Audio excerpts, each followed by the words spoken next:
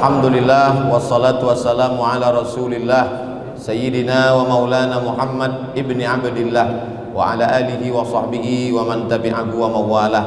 Mudah-mudahan ruh yang masih bersemayam dalam jasad, yang masih dititipkan Allah bernapas sekali tarik sekali hembus, semua gerak langkah kita ini bernilai amal soleh insyaallah, sehingga ketika nanti kita mati menghadap Allah bisa kita jadikan bekal anak-anak yang kita tinggalkan soleh dan solehah, sehingga mereka mengirimkan bacaan Quran, berwakaf, berinfak, bersedekah, membangun masjid, menolong agama Allah, terang dan lapang alam barzakh kita.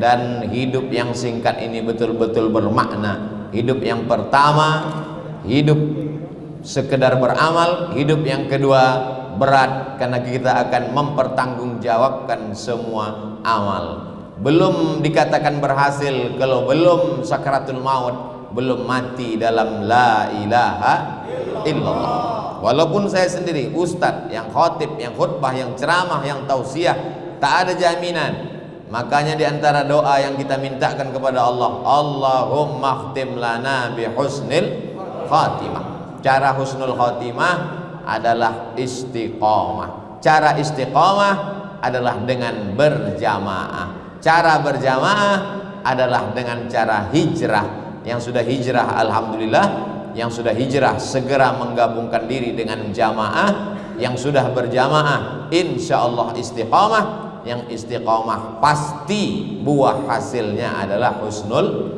khatimah. Alhamdulillah Ustaz Somad, sejak mendengarkan ceramah Ustaz, suami saya ini istiqomah. Istiqomah apa Bu? Istiqomah sholat Jumat. Alhamdulillah daripada yang tak sholat Jumat. Betul? Itulah maka banyak yang tak sholat, karena kita hanya melihat sholat Jumat, subuh, zuhur, asar, maghrib, isya, qabliyah, ba'diyah, duha, tahajud, witir. Sempat-sempatkan duha, sempat-sempatkan tahajud, sempat-sempatkan witir. Masanya nanti datang kita mau, tapi sempat sudah tak ada. Saya tahu Bapak Ibu akan masuk ke tempat beribadah. Bekerja itu beribadah karena mencari makanan yang halal. Tangan Bapak mungkin kotor, tapi duitnya bersih. Betul? Pakaian mungkin kotor, tapi hatinya insya Allah bersih. Innallaha thayyibun, Allah suka yang bersih. La yaqbalu illa thayyiban, Allah tidak menerima kecuali yang bersih-bersih. Wa anfiqu, berinfaklah, min thayyibat, yang bersih-bersih. Kulu, makanlah, min thayyibat, yang bersih-bersih. Yang kotor-kotor tempatnya juga nanti di tempat yang kotor, neraka jahanam. Jaga makan, atib mat'amak, jaga makananmu, takun mustajabat da'wah, insyaallah doamu akan dikabulkan Allah subhanahu wa ta'ala. Ada 5 pertanyaan, satu kotak pertanyaan di belakang tidak lagi dijawab karena isinya tentang anjing semua.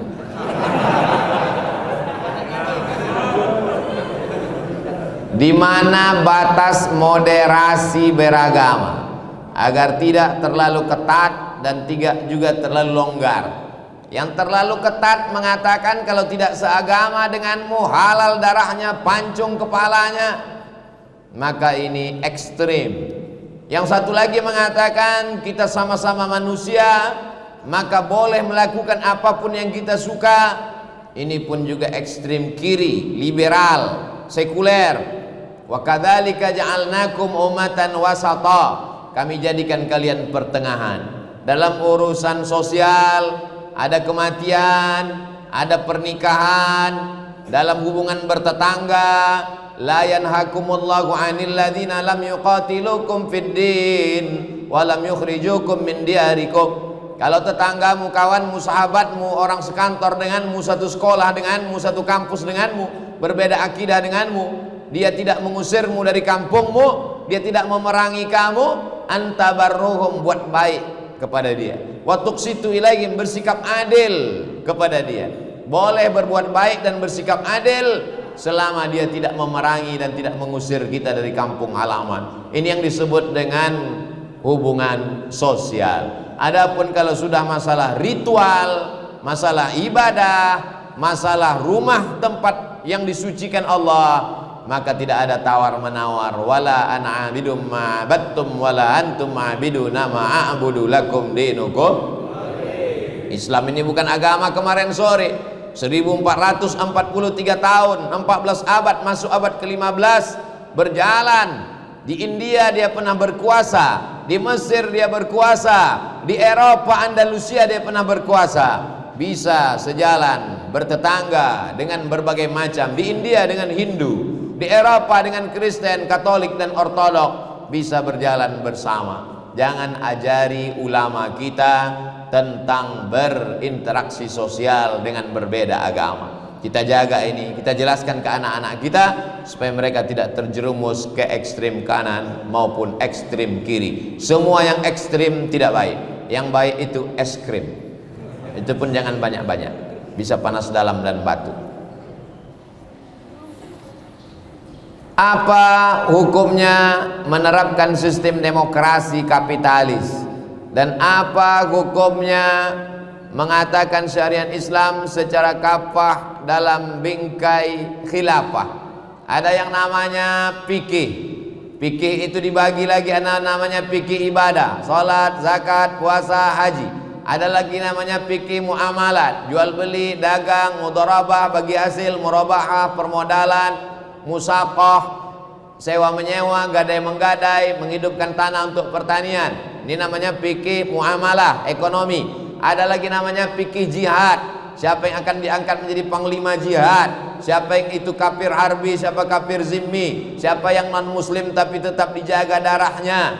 Ada namanya fikih siyasah. Disebut juga dengan siyasah syar'iyah, disebut juga dengan min fiqhid daulah, disebut juga dengan fiqhul khilafah.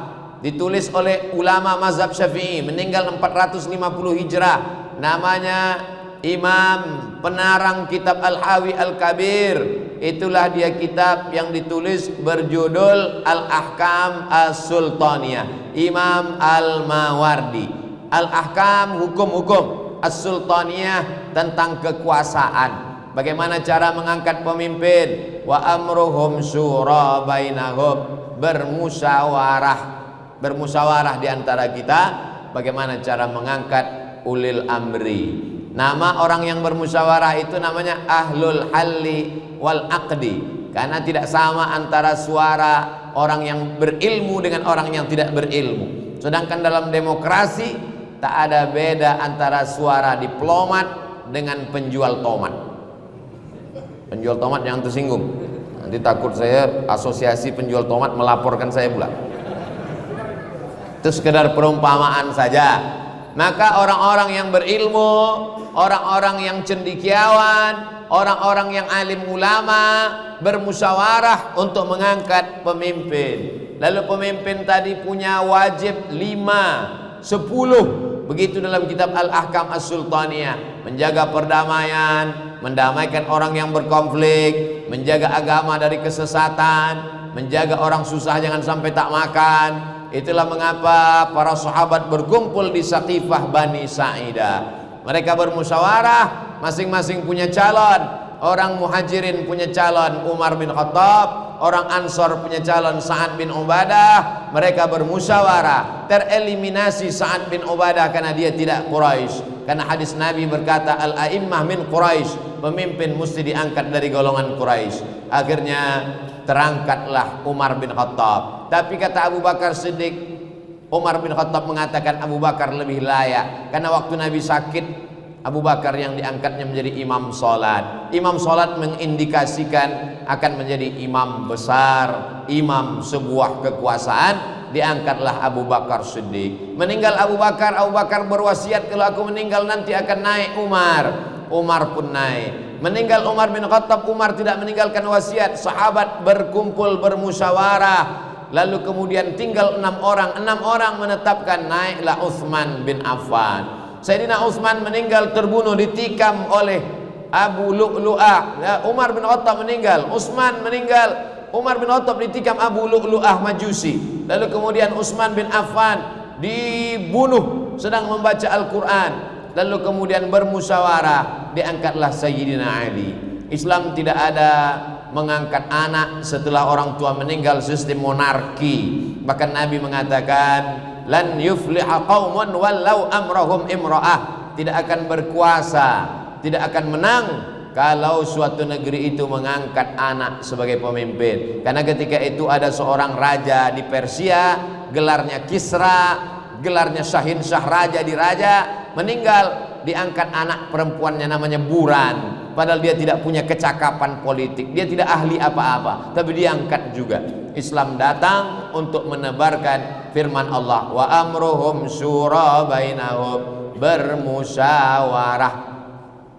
Adapun zaman sekarang, bagaimana cara bermusyawarah? Orang dipanggil datang ke tempat pemilihan untuk mengambil kertas, dicoblos. Maka kata Syekh Yusuf Al-Qaradawi dalam kitab Min Fiqhid Daulah, sampulnya berwarna hijau tua, dicetak oleh Darus Syuruk, Beirut, Lebanon. Kalau ada yang warna sampulnya lain, berarti bukan buku saya. Di situ dikatakan, ketika saya mencoblos calon bupati, calon gubernur, calon presiden, saat itu saya sedang bersaksi di hadapan Allah. Aku Abdul Somad bersaksi bahwa orang ini layak amanah menjadi pemimpinku 5 tahun ke depan. Oleh sebab itu maka persaksian saat mencoblos itu adalah persaksian akan dituntut di hadapan Allah. Ala adullukum ala akbaril kabair, maukah kamu aku tunjukkan dosa terbesar di antara dosa besar? Di antara dosa besar adalah yang pertama syirik, yang kedua uququl walidain, durhaka kepada orang tua, yang ketiga syahadatuz zur, kesaksian palsu. Kenapa dia pilih? Karena tadi pagi habis sholat subuh dapat serangan pajar, kena sawer 100.000. Insya Allah jamaah ini kalau dikasih 100.000 tidak akan berkhianat, betul? Tapi kalau 100 juta istikharah dulu. Bagaimana menyikapi perbedaan pendapat antar ulama? Kalau pendapat itu masih dalam koridor Ahlus Sunnah wal Jamaah, antara mazhab Maliki dengan Hanafi, Hanafi dengan Hambali, Hambali dengan Syafi'i, maka semuanya masih Ahlus Sunnah wal Jamaah. Bismillahirrahmanirrahim, mazhab Syafi'i. Sedangkan mazhab Hanafi dengan Hambali bismillah nyesir. Alhamdulillahirabbil alamin. Sedangkan mazhab Maliki tidak pakai bismillah, langsung alhamdulillah. Allahu akbar. Alhamdulillahirabbil alamin. Tapi kalau di masyarakat itu mazhabnya Syafi'i, maka kita tidak boleh mazhab lain kita bawa karena dikhawatirkan akan menimbulkan fitnah. Imam Masjidil Haram namanya Syekh Abdurrahman Sudais, mazhabnya Hambali. Kalau dia imam di Masjidil Haram bismillah nyesir. Alhamdulillahirabbil alamin arrahmanirrahim. Tapi begitu beliau diminta jadi imam di Masjid Istiqlal, apa yang terjadi? Syekh Abdurrahman Sudais membaca bismillah jahar. Bismillahirrahmanirrahim. Heran semua orang. Kenapa Syekh Abdurrahman Sudais mazhabnya Hambali, di Istiqlal dia baca jahar? Karena dia tahu bahwa orang di Asia Tenggara mayoritasnya bermazhab Syafi'i. Kenapa tadi Ustaz Somad tidak mau jadi imam? Tak bisa rupanya Ustaz Abdul Somad jadi imam? Bisa. Bismillahirrahmanirrahim. Bisa. Kenapa Ustaz tidak mau maju ke depan? Saya tak tahu masjid ini bismillah nyesir atau jahar. Saya takut kehadiran saya merusak ukhuwah di antara. Maka saya serahkan. Ustaz maju ke depan. Maju imam. Subuh tadi Ustaz jadi imam, ya. Di rumah saya, di pondok saya jadi imam. Subuh tadi, saya kalau jadi imam subuh pakai kunut. Allahumma adina fi man hadait wa afina fi man afait. Mazhab Syafi'i. Tapi kalau kita pergi ke India, Pakistan, Bangladesh, Turki, mazhabnya Hanafi. Mazhab Hanafi tidak pakai kunut. Kenapa di Masjidil Haram, Masjid Nabawi tak ada kunut? Karena sejak revolusi King Abdul Aziz 1924 Saudi Arabia memakai mazhab Hambali. Hambali tidak pakai kunut. Ustadz di Maroko 2 tahun, ya. Maroko itu mazhabnya apa? Maliki. Mazhab Maliki pakai kunut, pakai, tapi kunutnya sebelum rukuk. Bismillahirrahmanirrahim. Qul wallahu ahadunillahu samadu lam yalid wa lam yulad wa lam yakul lahu kufuwan ahad. Sebelum rukuk baca kunut. Kunutnya enggak bunyi, kunut silent. Nah, setelah baca kunut baru rukuk.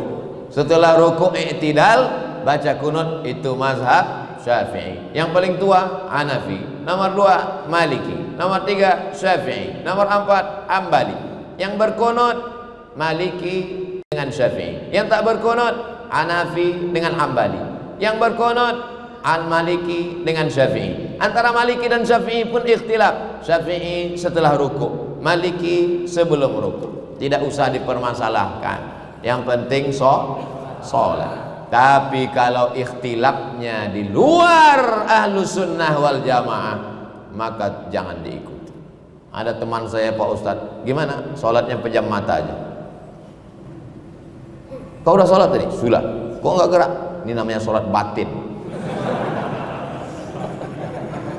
Kalau ada nanti yang sholat batin, diam aja, kasih tahu sama istrinya di rumah, jangan kasih suamimu makan. Nanti kalau dia marah, nasi mana? Nasi batin, Mas. Mana ada? Laqad kana lakum fi Rasulillah uswatun hasanah. Nabi Muhammad SAW tidak pernah meninggalkan sholat berjamaah 5 waktu di masjid. Nabi sakit hari Rabu, meninggal hari Senin. Sakit kerasnya hari Rabu, disiram pakai air 5 kirbah. Kirbah adalah kulit kambing yang dijahit, diisi dengan air, disiramkan. Nabi terbangun. Ketika Nabi terbangun, apa katanya? Bawa aku ke masjid, mau sholat berjamaah. Dibopong, dipapah. Sebelah kanan Sayyidina Ali, sebelah kiri Fadl bin Abbas. Abbas membawa, kakinya menyeret demi untuk sholat berjamaah. Kenapa sekarang orang tidak sholat berjamaah? Alhamdulillah, masjid kita melimpah ruah hari Jumat. Kalau jadi penceramah, jangan angkat-angkat, bangkit-bangkit khilafiyah. Kalau mau membahas khilafiyah, bahas menurut 4 mazhab. Dari maghrib ke isya, pembahasan kita malam ini adalah tentang masalah wudhu. Perbedaan wudhu Hanafi, Maliki, Hambali, Syafi'i. Jangan satu mazhab diangkat, yang satu mazhab dikatakan bid'ah, wa kullu bid'atin dhalalah, wa kullu dhalalatin finnar. Ini masalah khilafiyah. Maulid Nabi khilafiyah. Kata Imam Ibnu Hajar Al-Asqalani, ada dalilnya. Kata Imam Jalaluddin Abdurrahman As-Suyuti, ada dalilnya. Jangan mentang-mentang kau punya guru mengatakan tidak ada maulid, lalu kau katakan semua orang yang maulid masuk neraka jahanam. Jangan bangkit masalah khilafiyah. Kalau mau membahas khilafiyah, sebutkan menurut semua mazhab. Jika semasa hidup banyak sholat fardu yang tidak dikerjakan, apakah wajib menggantinya atau mengqadhanya? Mengqadha sholat fardu yang lama tinggal dulu, hukumnya wajib dilaksanakan.